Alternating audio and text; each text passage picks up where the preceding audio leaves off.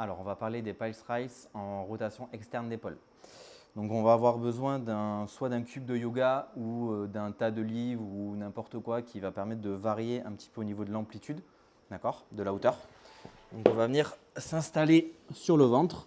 Donc, on va essayer de choisir de se mettre en fin d'amplitude, pas maximale. On va essayer de garder quelques degrés pour pouvoir aller chercher de la fin d'amplitude. Donc, on va essayer de trouver une position qui nous permet d'être en fin d'amplitude. Donc, on essaye de bien poser le coude et l'épaule au sol. Donc, on essaye de voir un petit peu la hauteur qui nous convient bien.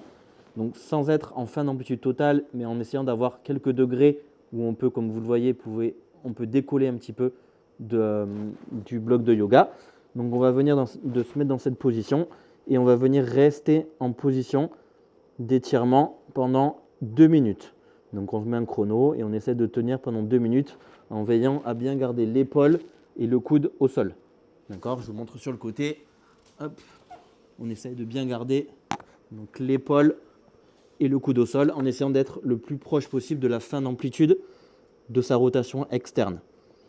Donc là, on vient rester en position pendant 2 minutes. On pense à bien respirer. Et une fois à la fin des 2 minutes, on va venir forcer dans le cube de yoga ou les livres. Donc on va venir chercher vers le bas.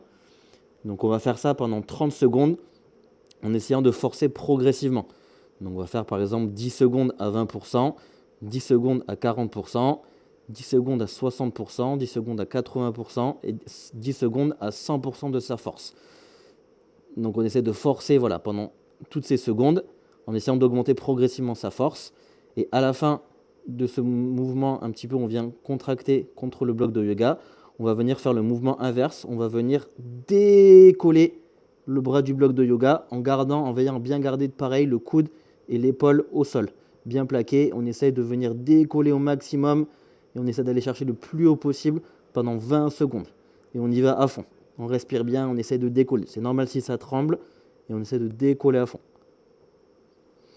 À la suite de ça, donc en fonction de la description et des indications, si on nous dit de réaliser un deuxième cycle, on ne va pas repasser par la phase d'étirement. Donc on va directement passer par les phases de contraction.